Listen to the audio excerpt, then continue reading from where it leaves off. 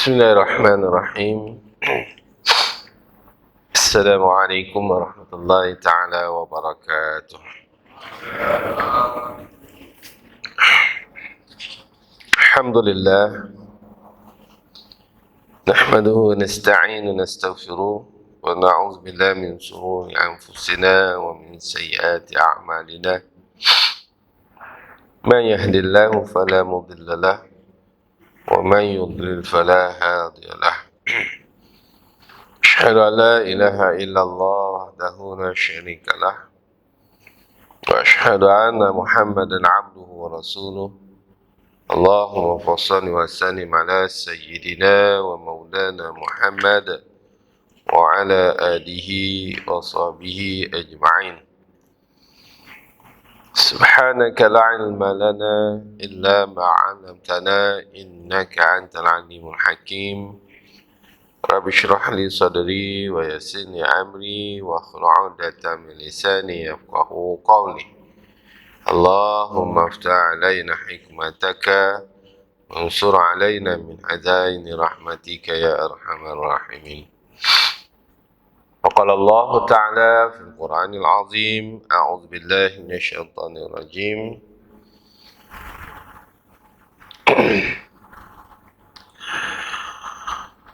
Qul in kuntum tuhibbunallaha fattabi'uni yuhibbukumullah wa yaghfir lakum dzunubakum wallahu ghafurur rahim. Shadaqallahul azim. Wa qala Rasulullah sallallahu alaihi wasallam, ta'allamu ma syi'tum wallahi la yuqbalu minkum hatta ta'malu. Sadaqa Rasulullah sallallahu alaihi wasallam. Min hadhil majlis kiramil Fatihah. A'udzu billahi minasy syaithanir rajim. Bismillahirrahmanirrahim. Alhamdulillahi rabbil alamin. Arrahmanir rahim. Maliki yaumiddin. Iyyaka na'budu wa iyyaka nasta'in. Ihdinas siratal mustaqim. Siratal ladzina an'amta 'alaihim ghairil maghdubi 'alaihim waladdallin. Amin. Bismillahirrahmanirrahim. Ma'asyiral muslimin muslimat, Allah yang dimuliakan, bagi bakal syurga yang menantikan, ada zikir yang dirindukan, tuan haji, perempuan hajah, tuan perempuan, bapa-bapa, ibu-ibu, anak-anak yang dikasihi, yang dirahmati, yang dimuliakan oleh Allah Subhanahu wa taala. Alhamdulillah, bersyukur kepada Allah Subhanahu wa taala kerana dengan izin dan limpah kurnia-Nya dapat kita berkumpul dan berhimpun, bertemu lagi dalam satu majlis namanya Raudhatul Jannah ataupun Hilaqah Zikr, himpunan zikir ataupun majlis ilmu.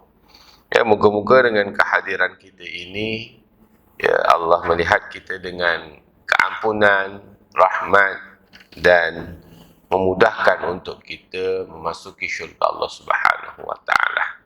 InsyaAllah moga-moga pilihan kita untuk berada di dalam majlis ilmu ini memberikan kekuatan untuk terus kita melakukan kebaktian kita kepada Allah Subhanahu wa taala dalam kesempatan hidup yang diberikan oleh Allah Subhanahu wa taala. Dan alhamdulillah hari ini masuk yang ke-25 dari bulan Muharram. Dan insyaAllah moga-moga dengan keberkatan dan kemuliaan Muharram memberi inspirasi kepada kita untuk terus melakukan tatau ataupun amalan-amalan ketaatan kepada Allah Subhanahu wa taala, dan moga-moga Allah mengampunkan dosa-dosa kita semua. Amin ya rabbal alamin. Ma'asyiral muslimin muslimat, Allah yang dimuliakan, alhamdulillah kita juga bersyukur diberikan kesempatan untuk dapat kita bersama berjemaah pada subuhnya, berdoa dan seterusnya. Kita menyambung kembali pengajian kita dalam bicarakan kitab 50 tanda-tanda orang munafik dan ciri-cirinya menurut Al-Quran dan Al-Hadis, sebagaimana yang telah kita bicarakan sebelum ini, ya, bahawa orang-orang munafik adalah salah satu daripada golongan yang dimurkai oleh Allah Subhanahu wa taala. Dan kena ingat bahawa syarat nak jadi munafik mesti dari orang Islam. Orang bukan Islam tak akan jadi munafik. Dah salah. Orang bukan Islam, maknanya orang kufur, orang kafir, mereka itu dah kategori lain. Tapi syarat nak jadi munafik mesti Islam. Sebab itu kita kena ingatkan diri kita. Sebab kita dilahirkan dari Islam dan kita sekarang berada dalam keadaan beragama Islam. Hati-hati, risau kalau kita terjerumus, terkalih untuk berada di dalam lingkungan golongan orang munafik. Itu kita baca. Walaupun hadis sering diucapkan, dalam hadis-hadis sahih, riwayat Muslim antaranya. Ayatul munafik, ini yang dijelaskan oleh Nabi SAW. Ayatul munafik salas. 3 ciri ini sekiranya ada pada diri manusia, maka dia termasuk dalam golongan orang munafik. Dan kadang-kadang kita tak perasan bahawa kita ini telah memiliki dan ada sifat munafik. Baik itu wazakir fa inna zikra tanfa'ul mu'minin. Dan berilah peringatan, kerana dengan memberi peringatan itu mendatangkan manfaat kepada orang yang beriman. Jadi orang beriman ni tuan-tuan sentiasa dia check and balance, untuk supaya dia berada dalam track ihdinas siratal mustaqim yang kita sebut 17 kali sehari semalam. Itu doa pada Allah. Kerana Allah Ta'ala kata siapa yang menyebut ihdinas siratal mustaqim, dia dengan Allah itu baginya kebaikan dan Allah akan mengabulkan doa mereka. Itu sebab itu kita kena ingat. Walaupun hadis ini jelas mengatakan antaranya yang pertama, iza haddasa kazab. Apabila berbicara, apabila melontarkan kata-kata, apabila berkomunikasi dengan orang, ada unsur-unsur menipu, ada unsur-unsur putar, ada unsur-unsur spin, ada unsur-unsur memberi harapan yang tidak ada hajat untuk ditunaikan. Ini hati-hati. Sebab tuan-tuan, ulil haq, dia kata Allah mensesina Muhammad, ulil haq awliyasmu. Katakanlah yang betul, ulil khair, cakaplah yang baik-baik. Kalau tak ada benda baik, lebih baik dia smooth, diam. Tapi kita ni suka bercakap. Kalau tak bercakap tak boleh. Pening kepala kita kalau tak bercakap ni tuan-tuan, dia mabuk. Mesti nak bercakap. Lebih-lebih lagi nak tahu kita ni betul tak betul, sesuatu kita bercakap yang kita tak tahu, itu akan menimbulkan banyak penipuan. Kita bercakap benda yang kita tak pasti, benda yang tak tahu, kita dengar-dengar je. Kita dengar, kita tidak tahu sama ada itu betul atau tidak, tapi kita nak cakap juga.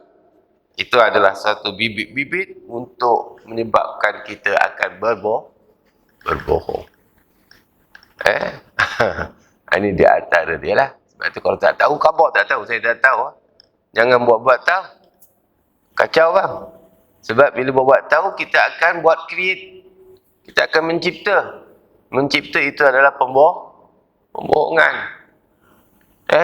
Cipta benda-benda baru tu hadus, maknanya kita buat benda baru untuk buat satu teknologi, itu lain. Ini cerita, kita mengkabarkan sesuatu yang kita tak tahu. Banyak benda yang kita tak tahu, cuma kita dapat maklumat yang tak sahih. kita tak tabayun, kita tak semak, kita tak siasat, maka itu antara salah satu daripada kebohongan. Hati-hati. Sebab bila bohong saja dan menjadi tradisi ataupun menjadi amalan kita, maka ia termasuk dalam golongan orang munafik bagi orang Islam. Orang Islam yang berkata bohong, dia jadi munafik. Orang kafir berkata bohong, dia memang kafir dah. Ya, selain daripada orang Islam, dia bercakap bohong, itu memang dah karakter dia.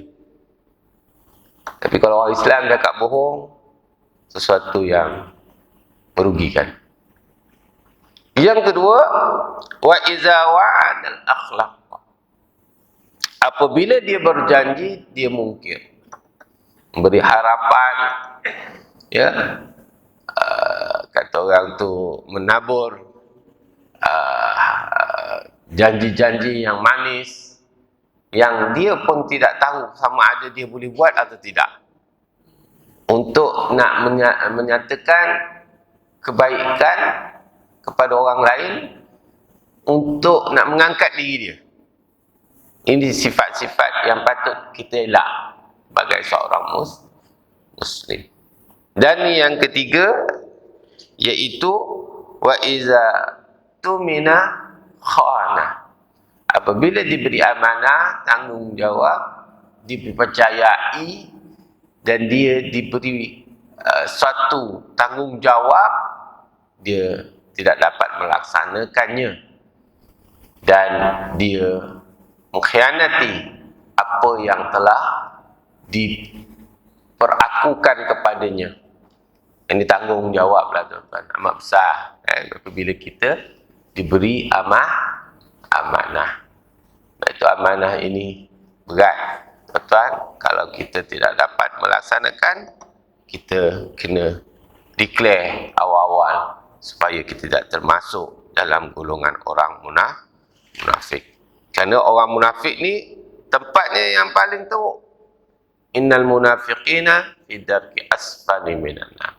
Sungguhnya orang munafik itu tempat yang selayaknya, yang sepatutnya mereka berada, iaitu di tempat neraka yang terbawah. Wa quduhan nas wal hijarah. Dia adalah jadi bahan bakar yang terdiri daripada dua makhluk Allah, iaitu an-nas wal hijarah, iaitu dari kalangan manusia dan batu-batu berhala. Maknanya kedudukan kita dekat akhirat besok, kalaulah kita termasuk dalam golongan orang munafik, maka tempat kita ialah jadi bahan bakar. Kita akan duduk sama seperti batu-batu yang dibuat berhala ataupun dianggap Tuhan oleh orang-orang kafir atau orang musyrik. Ini yang kita takut. Dan sekarang ni kita bolehlah kata kita duduk tinggi kedudukan kita, tapi sebenarnya kita bila ada sifat munafik yang kita tidak bertaubat, tidak kembali taat, maka bila kita meninggal, ya, sampai ajal kita, maka tempat kita adalah tempat kita adalah neraka yang paling bawah. Kalau dia jadi bahan bakar, tuan-tuan, dia jadi bahan bakar, maknanya selagi ada api, selagi ada dapur tu, selagi itulah dia digunakan. Faham tak je? Kita ada dapur, kalau dia jadi bahan bakar, gas dia tu, kalau tak ada gas, kita kena beli tambah untuk nak hidupkan api. Betul tak je? Selagi ada tu, selagi itulah kita boleh masak. Jadi kalau api neraka tu tak padam, dan api neraka tak dipadamkan oleh Allah Ta'ala, selagi itulah kita jadi duduk di situ. Jadi renung-renung, fikir-fikir agar kita tidak termasuk golongan orang-orang yang dimurkai oleh Ta'ala, iaitu golongan munafik. Baik. Ma'asyiral muslimin muslimat, tetamu Allah yang dimuliakan, pada minggu ini kita bicarakan tanda yang ke-39. Tanda yang 39. Apa dia? Yang lepas kita bicarakan tentang melampau batas, taghut. Taghut maknanya orang yang lebih daripada kadar, melampau, apa tu, gulum, maknanya terlampau sangat, ekstremis, yang dilarang dalam Islam. Maka hati-hati, kerana kita juga boleh bersifat demikian. Jangan melampau lah. Kalau marah, jangan marah sampai habis marahnya. Kalau sayang, sampai sayang terlupa-lupa. Kalau belanja, sampai boros. Kalau makan, sampai pengsan. Faham? Jadi kalau tidur, tak sedar-sedar. Faham ni? Melampau. Jangan. Nak tidur. Kalau dengar kuliah tidur, okey. Habis kuliah balik. Jangan tidur tak sedar sampai zuhur. Itu melampau. Bahaya je okey. Itu dia. Contohlah. Kalau nak tidur. Jadi kalau kawan-kawan tertidur waktu kuliah ni, biarkan je dululah. Biarkan je dulu. Bila dah habis tu, cuit je kejut. Takut kesiat ulum pula. Terlebih pula je kalau kita ni suka sangat sampai jahat pun rasa betul. Itu bahaya tu je. Jadi kalau kita sayang sangat sampai benda tak betul pun kata betul, itu bahaya tu je. Itu bahaya tu. Jadi kalau kita sayang ni, sayang berpada-pada, dan kalau benci berpada-pada. Kadang-kadang ada yang benda kita benci, ada yang baiknya. Kadang-kadang benda yang sayang, ada yang binasanya. Jadi sebab itu dia awsatuha khairu umurakum awsatuha. Baik, ini tanda yang ke-39, iaitu berputus asa dalam menghadapi cabaran hidup. Orang-orang yang berputus asa dalam menghadapi cabaran dan dugaan hidup adalah mereka yang tidak bersabar terhadap sesuatu yang ditakdirkan oleh Allah Subhanahu Wa Taala dalam usaha memperolehi rahmat Allah. Sikap berputus asa dalam menghadapi realiti hidup berpunca dari lemahnya iman dan keyakinan terhadap kekuasaan Allah Subhanahu Wa Taala. Sedangkan di sebalik kegagalan itu ada tersirat suatu rahmat dan hikmah yang besar yang akan diberikan oleh Allah Ta'ala kepada hamba-Nya. Kerana sesuatu yang tidak kita kecapi, yang tidak kita perolehi, itu adalah sebahagian daripada ujian Allah Subhanahu Wa Taala. Ini kena faham. Sebab manusia ini ada sesuatu yang mereka berkendaki tetapi tidak tertunai. Ada sesuatu manusia yang tak kendaki tapi dia perolehi. Itu semua adalah ujian. Kita mengharapkan sesuatu. Tuan-tuan, contoh malam kita berkahwin, kita mengharapkan bahagia. Betul? Tuan-tuan sebelum berkahwin, tuan berkenan dengan perempuan itu kerana karakternya, tengok wajahnya, dijamaliha kerana cantiknya, kerana macam-macamlah persepsi orang terhadap sesuatu. Maka kita usah dia, kita nakkan dia, betul tak? Agar kita dapat memiliki dia. Dah milik dah, alhamdulillah, akad nikah dah, dipersetujui oleh keluarga. Kita minang, dia setuju. Kita mengharapkan kebahagiaan, tapi tak dapat bahagia, tak? Kadang tak dapat bahagia je. Dulu bahagia, sekarang dah rasa bosan. Habis nak putus asa juga je. Itu dah isteri kita, bukan boleh meletak tepi pula gitu.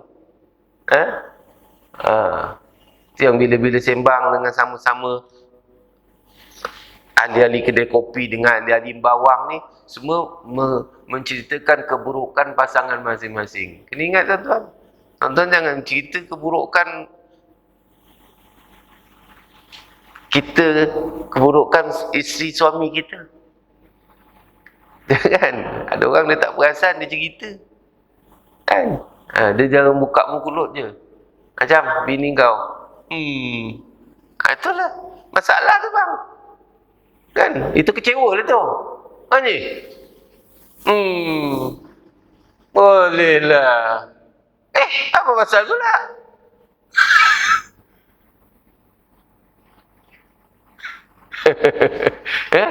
Terimalah seadanya. Kan? Sebab itu amanah. Tapi kita lupa amanah. Ini contohlah contoh.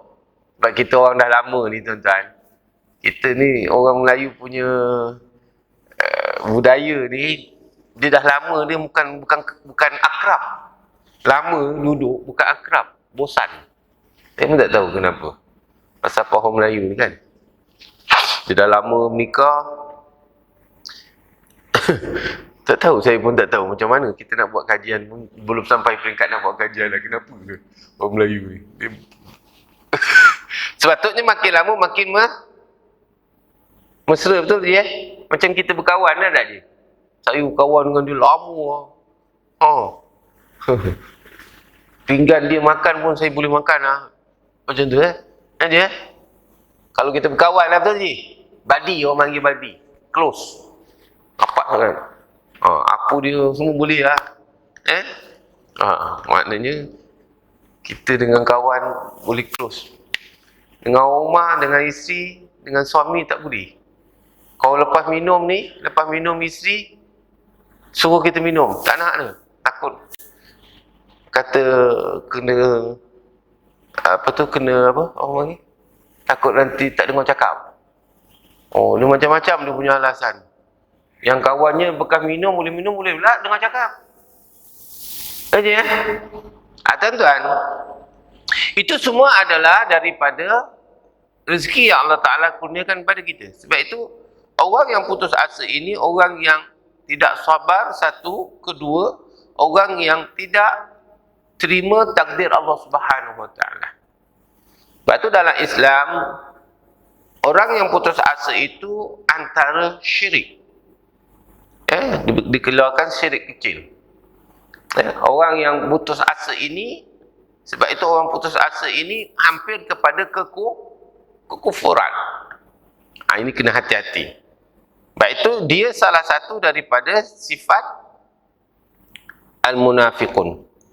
Sifat golongan orang munafik. Mengapa ada sifat putus asa?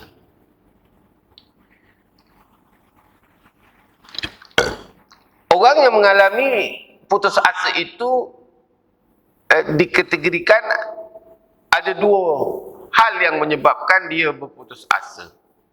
Pertama, ini keadaan orang yang berputus asa ni ada dua keadaan. Pertama, ketika ia ditimpa musibah dalam hal dunia.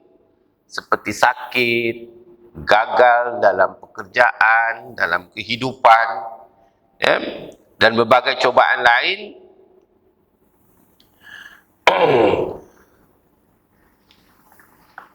Mereka tak dapat apa yang dia kehendaki, rasa tak puas hati dan sebagainya. Itu adalah fitrah kehidupan. Itu punca orang yang rasa kecewa. Pertama, kenapa?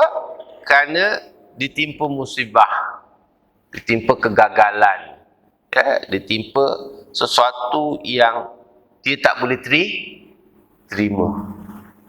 Itu perasaan duka cita, itu normal, tetapi tak boleh terima. Itu adalah putus asa. Sebab dia menerima sesuatu yang tidak menyenangkan dia. Itu satu punca orang berputus asa. Yang kedua, bila dia berputus asa ketika dia terjerumus ke dalam dosa. Bila dia berada dalam dosa yang begitu banyak, dosanya banyak, dan membinasakannya. Dengan dosa, contoh orang yang melakukan zina, akhirnya dia mendapat HIV atau penyakit kelamin yang menyebabkan dia rasa terpinggir, ataupun keaiban yang amat memalukan dan sebagainya. Dia pun rasa kecewa.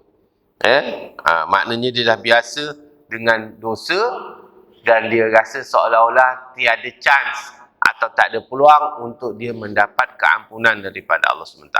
Ini putus asa yang cukup bahaya. Sebab itu tuan-tuan, apabila kita ni melakukan sesuatu kesilapan, ya, kullu bunu Adam khata, kata Nabi SAW, bahawa setiap anak Adam itu pasti melakukan dosa. Tapi bukan suruh buat dosa. Apa maksudnya? Kita tidak lepas dan tidak lari daripada melakukan kesilapan. Wa khairul khata'in at-tawwabin. Nabi kata apa? Sebaik-baik orang yang berdosa, orang yang melakukan dosa, iaitu segera bertaubat. Jadi walaupun kita ni dosanya banyak mana pun tuan, Allah Ta'ala beri jaminan bahawa kita ada peluang untuk bertaubat dan dihapuskan dosa kita.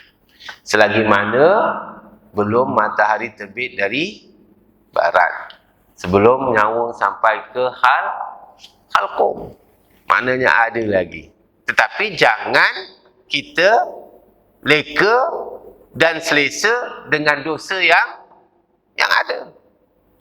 Yang ini bahaya pula. Satu bahayanya, dia rasa selesa dengan dosa. Aku buat dosa tak ada apa pun. Ini bahaya. Jadi jangan terlalu obses. Jangan obses sangat. Jangan terlalu kita menyebabkan kita tak boleh move on. Ini dia. Ya.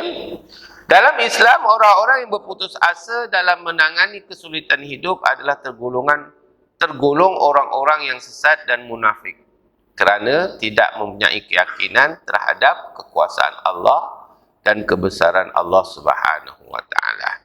Ya, sebab itu kita ini mengatakan bahawa orang yang berputus asa ialah orang yang tidak yakin dengan takdir dan tidak beriman kepada sifat Allah Subhanahu wa Ta'ala. Kekuasaan, al-quwwah, al-qudrah, iradah Allah Subhanahu wa Ta'ala. Ini kita kena faham. Kerana Allah itu Al-Ghafurur Rahim. Allah itu Maha Pengampun lagi Maha Penyayang. Sebab itu Allah Subhanahu wa Ta'ala merakamkan dalam surah Al-Hijr ayat 55. Allah Ta'ala berfirman, a'udzubillahi minasyaitonir rajim. Qalu basyarnaka bil haqq fala takum minal qanitin. Shadaqallahul azim. Yang bermaksud, sahut mereka, janganlah kamu termasuk orang-orang yang berputus asa. Ya, fala takum minal qanitin, orang yang berputus asa. Jangan. Orang Islam jangan ada sifat putus asa. Lebih-lebih lagi kita dah usaha, kita dah buat tak dapat, buat tidak menghasilkan. Ni banyak ni hari ni. Aku pedap lah, boring lah. Allahu Akbar. Kita apa macam mana ni boleh tak jadi begini? Maknanya kita tak reda dengan apa yang ditentukan oleh Ta'ala. Kan kita hanya merancang, yang menentukan ialah Allah. Kita dah usaha. Ya. Macam saya cerita tadilah, kita mengharapkan daripada isteri yang kita kahwini itu mendatangkan bahagia, tapi akhirnya tak dapat. Mungkin ada sesuatu yang Allah Ta'ala sembunyikan yang kita belum dapat hasil daripada pemahaman dan apa yang Allah Ta'ala tentukan. Rupanya, mungkin dari segi hikmah di situ, Allah Ta'ala nak menghapuskan dosa-dosa kita dan nak mengembalikan sesuatu yang lebih baik yang kita tidak tahu. Sebab ini kerja Allah SWT, sesuatu yang ghaibiyat, sesuatu yang kita tak sedar, kita tak tahu. Kadang-kadang kita dah buat begini, jadi begini. Kita buat begini, jadi begini. Tak ikut apa yang kita hendak. Maka itu sebagai satu, Allah Ta'ala nak melihat sama ada kita ini yakin atau tidak dengan kuasa Allah SWT. Kita dah usaha dah buat. Allah jadi begini Ustaz, nak macam mana? Kita buatlah, perbaiki. Sebab itu perlu melihat muhasabah. Maknanya kita kena koreksi diri kita. Jangan melihat kepada orang lain. Kita nak bandingkan dengan orang lain sesuatu yang merugikan. Kecuali untuk motivate. Untuk kita nak lebih ada semangat. Sebab itu kena semangat kuat. Orang Islam ni tuan-tuan jangan rasa ada sifat kecewa tuan-tuan. Dia ada semangat yang kuat.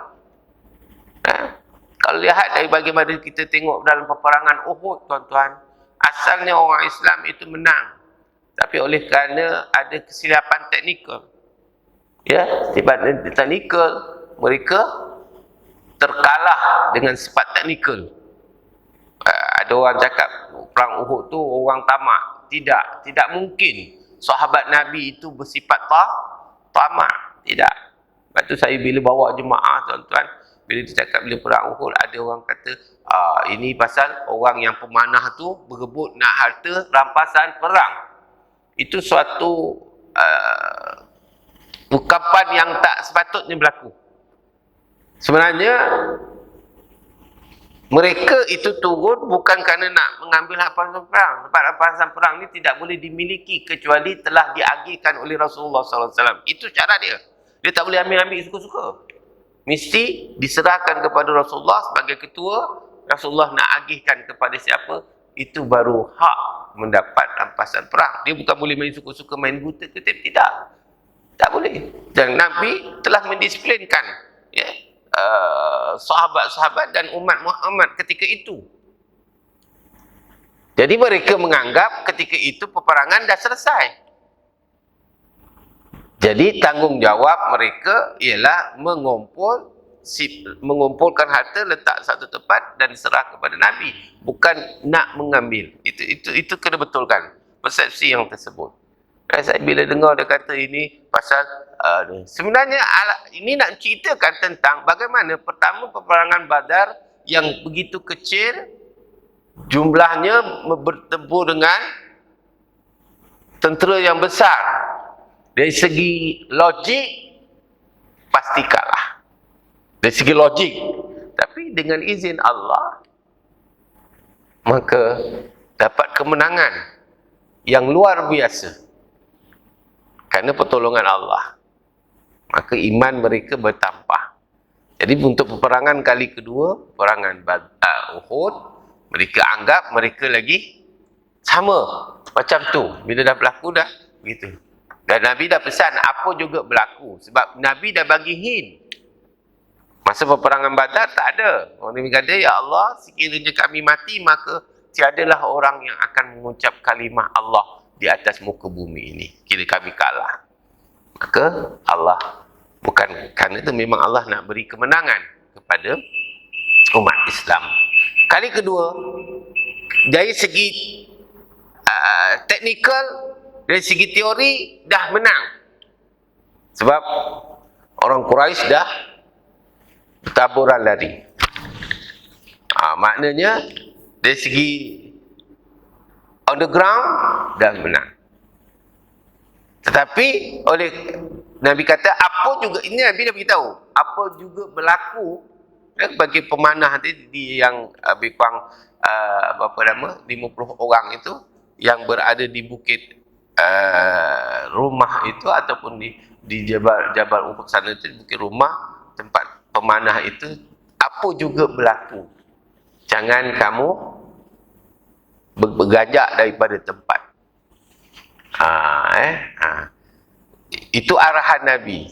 Sebab mungkin ada sesuatu yang Allah Ta'ala nak tunjukkan bahawa apabila kita tidak mematuhi arahan ketua, maka akibatnya memberi impak yang besar kepada satu-satu kelompok tersebut. Jadi maka berlaku itu. Ada yang kecewa sehingga kan provokasi mengatakan Nabi wafat. Tetapi Nabi kata apabila Allahumma salli sayyidina Muhammad Sayyidina Umar kata Nabi masih wujud, Nabi masih hidup. Akhirnya kekuatan itu datang balik mereka kembali membuat susunan pertahanan sehingga menyebabkan orang Quraisy balik. Sedangkan kecil gagal tadi kan? Gagal kan? Tapi boleh bangkit semula. Kerana apabila inspirasi beritahu bahawa masih lagi ada kekuatan. Walaupun ketika itu kedudukan tentera dah terkocar kacir. Sebab itu tuan-tuan, orang Islam ni tuan-tuan, tidak ada dalam diri mereka itu kamus pada diri mereka dalam keadaan kecewa ataupun terasa. Walaupun apa yang dia inginkan tak capai. Sifat manusia rasa Allah sedih, saya dah buat begini, tak begini, saya dah buat begini. Itu normal. Tetapi jangan give up. Jangan tak cuba yang lain. Seolah-olah macam kita dah tak ada dah apa dah, saya habis dah. Oh tak. Macam kita dulu kemarin zaman COVID dulu. Oh rasa tak boleh dah, inilah. Sebenarnya ada jalan-jalan keluar yang Allah Ta'ala bagi. Rupanya banyak keistimewaan, hikmah di sebalik sesuatu kesusahan yang kita hadapi. Tuan-tuan, alhamdulillah. Kita dulu susah, kita dapat tahu bagaimana susahnya kita.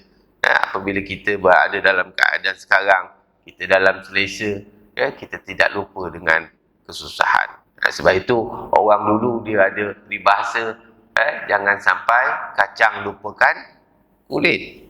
Faham tak ni? Baik. Itu yang pertama. Janganlah kamu termasuk orang-orang yang berputus asa. Itu larangan Allah Subhanahu Wa Taala. Maknanya jangan sekali-kali kita rasa bosan, rasa kecewa, rasa tak ada peluang. Masih ada lagi, insya-Allah. Kemudian Allah Ta'ala mengatakan dalam surah Hijr ayat 56, sambung daripada ayat tadi, A'udzubillahi minasyaitonirrajim, qala wa may yaqnatu min rahmati rabbih illa dhallun. Shadaqallahul azim. Nabi Allah Ibrahim berkata, tidak ada orang yang berputus asa dari rahmat Tuhannya kecuali orang-orang yang sesat. Masya Allah, tuan-tuan. Sebab itu Nabi Allah Ibrahim walaupun tidak mendapat sokongan sehingga kan dia tidak dibakar, tetap dia masih mengharapkan rahmat Allah Ta'ala, mengharapkan pertolongan Allah. Sebab itu kita ni tuan-tuan, jangan tinggal doa kepada Allah bila kita mendapat musibah, bila kita dapat sesuatu yang tidak menyeronokkan, yang tidak kehendak kita. Kadang-kadang kita buat sesuatu yang bukan kehendak kita, tapi kita kena terima. Contoh, kita pergi kenduri kahwin orang. Jadi ini selalu jadi masalah pada kita ni. Pergi kenduri rajin, tapi bila pergi nasi habis, lauk habis, agak-agak apa rasa tuan-tuan?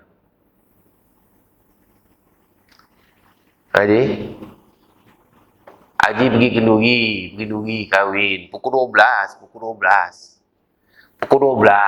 bukan pukul 12 malam, pukul 12 tengah hari. Datang tengok lauk habis, nasi habis. Agak-agak apa yang berlaku ni?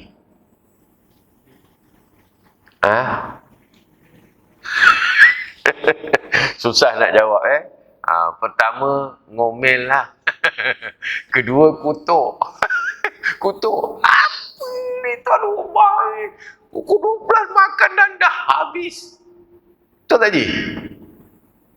Confirm kan? Pernah berlaku kan? Pernah kan? Betul tak Ji? Betul. Kita buat apalah ni, pukul 12 dah habis dah lauk. Apa ni? Ini misi buat bajet ciput. Nampak tu? Dia nuduh lagi tuan rumah. Betul tak kan? Tuan-tuan, saya nak tanyalah saja je dengan gurau kan. Tuan-tuan kalau buat kenduri, ada ke nak buat bajet sikit? Tuan-tuan target jemputan 500, agak-agak tuan nak buat jamuan untuk 100 ke? Tuan rumah agak-agak nak buat begitu ke? Tidak kan? Betul tak? Tidak. Tapi kalau kita datang tak mencukupi, Tak payahlah mengongot. Ini nak cerita ni. Waktu cerita pula lepas habis kenduri mana dari pergi rumah sekian-sekian macam makan tak cukup. Apa saya nak cerita? Itu menunjukkan kecewa. Betul tak Ji? Sepatutnya kita doakanlah dia. Tak apalah, tak ada makan, tak apalah, janji jumpa tuannya. Betul tak Ji? Kita pergilah ke kedai makan. Apa masalah dia? Memang target nak makan ini masalah. Ini kita ni kata, itu yang kata Allah, apalah. Tuan rumah pun, maaf cakap lah, tak ada orang lagi. Saya cakap, jemput 500, dia buat jamuan 100. Tak akan buatnya Ji. Betul tak Ji? Dia mesti tak buat. Dan benda itu berlaku bukan kehendak dia. Adakah tuan rumah nak macam tu? Tidak. Walaupun dia ada contingency dan sebagainya. Tapi maklum sajalah kadang-kadang dia dari segi bajet itu je yang dia mampu. Dan dia tak sangka yang datang pula, yang awal-awal pukul 11 tu, 3 kali tambah. Yang datang pukul 11 tu, dia 3 kali tambah. Sedap dia kata. Sedap lah makan ni. Kita yang datang pukul 12, walaupun lat 1 jam, clear dah. Sebab apa yang belakang tu dah balas, yang awal tu balas awal. Betul tak? Takkan tuan rumah kata, kau dah berapa kali tambah ni? 3 kali Dia tak akan cakap kan? Tuan rumah telan liu je tuan. Jadi kita ni tuan-tuan, rasa macam, tak apalah. Kita berdoa, moga-moga Allah Ta'ala lindungilah keaiban bagi tuan rumah ini. Tak payah cerita kat orang. Udah. Kadang-kadang kita pergi tak dapat door gift kan, tak dapat. Kita pun tengok je, orang dapat, aku tak dapat. Alah, tak payahlah tuan-tuan. Tak dapat sudahlah. Betul tak tuan? Kau dapat pun campak-campak aja pun. Kenapa itu jadi isu? Sebab apa? Sebab kita tidak yakin. Kita tak redha. Ya? Sebab itu dalam radhiyallahu anhum wa radu anhu. Zalika liman khasyya rabbah. Dalam surah Bayyinah tu kan. Ya?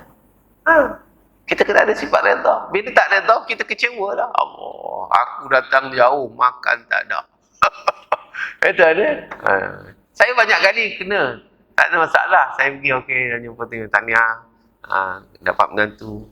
Maaf lah Ustaz, makan dah habis. Tak apalah. Macam mana? Kan? Dia nak pergi masak mana sempat. Dia nak pergi tak ada. Kita keluar balik, carilah kedai. Masalah dia. Kan ada alternatif lain. Yang kita nak burukkan buat apa? Ini di antara perlu jaga. Sebab itu Nabi Allah Ibrahim kata, tidak ada orang yang putus asa dari rahmat Allah. Maknanya itu ujian Allah Ta'ala. Kecuali orang-orang yang sesat. Orang yang telah lari daripada landasan Islam. Jadi kita tuan-tuan, itu contohlah saya cakap. Pasal benda ni pernah berlaku kan? Betul Ji? Pernah berlaku tak Ji? Pernah kan? Yang mendatang makan tak ada kan? Betul? Betul je Sama juga kita buat kenduri masjid. Jamuan, kita beratur-beratur sampai ke tempat kita.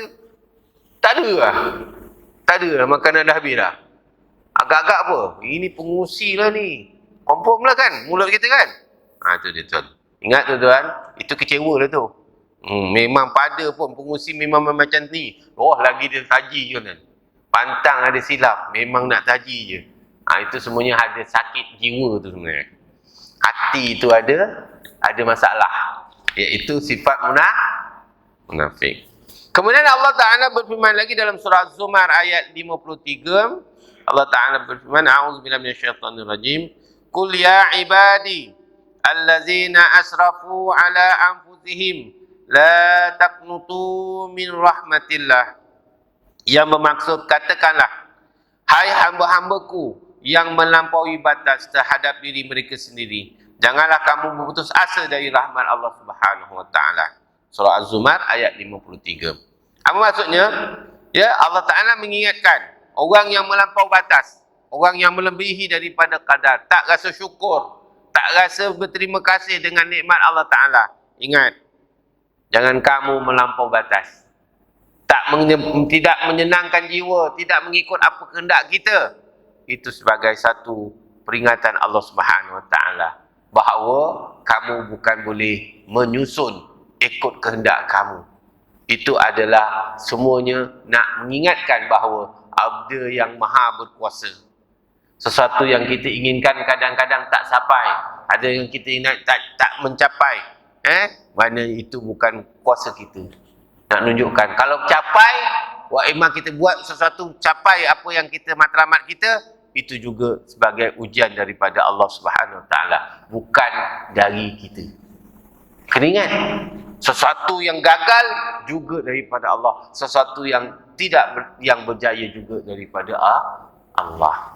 Apabila gagal, muhasabah, perlu koreksi untuk perbaiki. Kalau berjaya, jangan sombong. Ingat, itu juga ujian Allah untuk kita sentiasa bersyukur di atas kurnia yang Allah Ta'ala berikan di atas kejayaan tersebut. Jangan kecewa. Macam anak-anak kita nak ambil peksa, tuan-tuan dah ambil peksa, mereka dah dengan tuitionnya dan sebagainya. Akhirnya keputusan tidak memihak kepada keinginan kita. Semua kita ni mengharapkan anak semua dapat 20A, 10A, 10A je. Betul tak, Cik? Siapa ada anak yang dapat? Tak apalah Ustaz, dia gagal pun tak apa. Ada? Tak ada. Semua nak dapatkan kejayaan. Mesti anak semua cakap lah. Sebab tu kalau sembang, anak kau lepas SPM dapat berapa? Adalah 20A lah. Ingatkan dapat 30A. Oh, dia punya sembang tu dah seram tengok. Itu yang dapat A lah. Yang dapat A sembang bukan main A. Yang dapat 20E, senyap je. 20E, E. Sebut kalau laju, macam A juga. Tapi kalau sebut slow-slow bunyi 20E. Untuk jelas. Tapi kalau 20E, dia macam A juga. 20E, tak E. Gitu kan. Agak-agak yang 20E tu, agak-agak nak sembang tak, Cik? Yang anak dapat 20E tu, contohlah 20. Kalau 10 ya saya cerita 20. 20 itu agak-agak nak sembang tak? Tak sembang ni, senyap. Keluar pun tidak. Tunggu dah habis apa tu dia punya demam putusan tu, baru dia keluar. Baru cakap, alamak janganlah orang buka cerita. Susah hati kita. Apa bezanya? Apa kalau anak tak dapat keputusan yang cemerlang, kita rasa down ke? Tak ada ni. Taklah bangga. Anak saya dah 20E. Taklah bangga tu masalah juga tu. Sekurang-kurangnya kita terimalah. Itu keputusan yang telah ditakdirkan. Macam mana? Belum ada rezeki anak saya. 20E lah. 20E je. InsyaAllah kita akan usahakan suruh dia masuk private ataupun ambil pesa sendiri. Bagilah semangat. Ni tak ada. Memang malas. Dia bagi cop terus. Faham tak, Cik? Itu cakap orang kecewa. Tak boleh faham. Jangan. Kan? Ini masyarakat orang kita ni, tuan-tuan, benda-benda macam ni dia jadi isu. Tuan-tuan abaikan je tu. Anak berjaya, alhamdulillah tahniah. Anak tak berjaya, kita ucapkan usaha lagi. Habis cakap tak payah duk kutuk-kutuk lah. Itulah malas tu anak kau tu. Memanglah dia pun sama juga. Dia kutuk anak orang tu sedap je. Anak saya masuk asrama. Anak kau masuk asrama, anak saya masuk asmara. Senang je, kahwinkan je. Habis cerita je kan. Tak payah duk cerita banyak. Betul tak, Cik? Dia gaduh dengan asrama, asmara. Contohlah. Apa? Jadi jangan kamu putus asa. Ada lagi Allah Ta'ala. Tuan-tuan, kadang-kadang anak yang tak berjaya ni, tuan-tuan. Maaf saya cakap lah, bukan apa. Anak berjaya ni, tuan-tuan, alhamdulillah lah. Dia duduk tempat-tempat yang hebat. Dan dia biasanya anak-anak yang minta maaf. Ini bukan, ini saja. Bukan sebagai satu jawapan yang tepat. Kadang-kadang yang nak jaga kita tu orang yang kerja kampung je. Besok bila kita dah tua, minta maaf. Anak yang sosok ni, yang hebat-hebat ni, dia bukan tak sayang kita, sayang, tapi dia tak ada masa. Sebab dia duduk dengan tugas-tugasan dia kan. Ada. Lah anak yang 20E itulah. Maaf saya kata, bukan tak ada. Allah Ta'ala bagi dalam 10 orang anak tu. Yang ini berjaya, yang ini sedang, yang ini tak jaya. Jadi kita terima seadanya. Tuan-tuan, bukan semualah, tak semua. Tak semua ada yang anak-anak berjaya, alhamdulillah. Saya ada satu kawan tu, tuan-tuan, anaknya semua doktor. Semua doktor. Tapi alhamdulillah boleh jaga. Tak apalah, baguslah. Semua doktor. Anak dia 5 orang semua doktor. Wah, kalau kita dengar macam tu, Masya Allah, kan? Seronok. Baguslah, dia berjaya dan dia akhlaknya bagus, alhamdulillah. Tapi kalau ikut dari segi banyak-banyak kita buat lembaran, kebanyakan yang berjaya ni bukan dia tak boleh nak jaga tu, masa dia tu. Kita anak yang tak ada. Jadi Allah Ta'ala bagilah. Kadang-kadang ada orang kata standar kelapa ada satu komeng. Jadi komeng tu kadang-kadang bukanlah buruk. Dia kadang ada manfaat juga. Betul je ya? Yang dah duduk besar tu nak pegang cacing ke apa, dia dah geli dah je, geli. Jadi yang komeng tu lah boleh pakai. Jadi jangan kecewa tuan, tu tetap anak kita. Jadi jangan ada diskriminasi. Ini di antara bila kita kecewa maka kita akan bagi gap yang ni. Pernah kita dengar ya anak-anak bila mak ni jadi kita sebagai mak ayah ni kena ingatlah. Kalau anak-anak balik dengan kereta besar, dengan kereta kecil, sambut sama je. Jangan kereta besar, di special, ni udang. Yang kereta kecil, ikan kering. Jangan tuan. Ini antara sebab dia kata dulu suruh belajar malas. Jadi jangan macam tu. Kemudian yang Allah Ta'ala berfirman lagi, ya, dalam surah Ar-Rum ayat 36 Allah Ta'ala berfirman, a'udzubillahi minasyaitonirrajim, wa iza azaqnan nas rahmatan farihu biha wa in tusibuhum sayyi'atun bima qaddamat aydihim izahum yaqnatun. Yang bermaksud dalam apabila kami rasakan suatu rahmat kepada manusia, nescaya mereka gembira dengan rahmat itu. Dan apabila mereka ditimpa sesuatu musibah, iaitu bahaya disebabkan kesalahan yang telah dilakukan oleh tangan-tangan mereka sendiri, tiba-tiba mereka berputus asa. Ini kena ingat. Allah Ta'ala ingat. Manusia ni apabila aku bagi nikmat, dia punya seronok ni bukan main. Tapi bila dia diberikan musibah, oleh kerana dia punya alasan, dia punya tindakan, kerana dosa-dosanya, dia mula menyalahkan Allah Ta'ala. Ini di antara perkara yang selalu akan berlaku. Orang kecewa, dia akan salahkan Allah Ta'ala. Dia salahkan takdir. Biasa macam itulah. Bila contoh macam kita ni rasa kecewa, ini dah dulu mak suruh kahwin dengan dia, kan? Kita salahkan. Apabila sesuatu musibah, kita jangan salahkan orang. Kita kena kembali pada diri kita. Sebab Allah Ta'ala dah bagi nikmat kat kita banyak. Inilah sifat orang munafik, tuan-tuan. Dia sentiasa nak cari salah. Dia tak nak salahkan diri dia, dia cari salah orang. Faham tak? Salahkan orang. Ini bahaya, tuan-tuan. Ini sifat yang sepatutnya tidak ada pada diri kita. Tuan-tuan, jadi kita kena jaga, tuan-tuan. Jadi kalau kita belajar tentang sifat orang munafik ni, kita kena sentiasa berlapang dada. Kita ada sifat qanaah, reda. Kita kena ada sifat tawaduk, rendah diri. Supaya kita ini tidak terbabas daripada landasan iman. Yang bukan senang kita nak dapat balik. Iman kita kalau terbabas, tuan-tuan, nak ribus balik, bukan senang, tuan-tuan. Jadi kita kena jaga, tuan-tuan. Iman ni sangat mahal. Kerana dengan iman inilah yang menyebabkan Allah memasukkan kita dalam syurga. Kalau tak ada iman, tuan-tuan, sebab itu walaupun sebesar zarah pun ada iman ni, tuan-tuan, akan diberikan rahmat Allah Ta'ala untuk syurganya. Tapi kalau tak ada iman, tercabut iman itu. Sebab orang munafik ni imannya tercabut, tuan-tuan. Sebab mereka tak yakin dengan takdir Allah SWT. Sebab itu, tuan-tuan, ada sifat rida, tawaduk, qanaah antara kita untuk memperbaiki diri kita. Supaya kita tidak cepat menyalahkan orang lain. Hari ni orang suka menyalahkan orang lain. Dia tidak pernah menyalahkan diri dia. Ini di antaranya, tuan-tuan. Hati-hati supaya kita tidak termasuk dalam golongan orang-orang munafik. Jadi sifat yang ataupun tanda yang ke-39 iaitu berputus asa. Jangan sekali kita berputus asa. Baliklah kembali kepada taat. Pertama, mensyukuri. Sentiasa rasa qanaah, rasa cukup dengan apa yang Allah Ta'ala kurnia, walaupun tidak mengikut apa yang kita hendak. Kadang-kadang kita nakkan sekian, tak dapat. Tak apa, itu sebagai ujian bagi kita. Kita terima dengan seadanya. Oh, kalau begitu orang reda, tuan-tuan, sedang tuan-tuan. Senang seronoknya tuan-tuan. Dan semuanya okey. Sebab itu apa tu Nabi SAW mengata ajibun. Maknanya aku cukup takjub dengan orang beriman.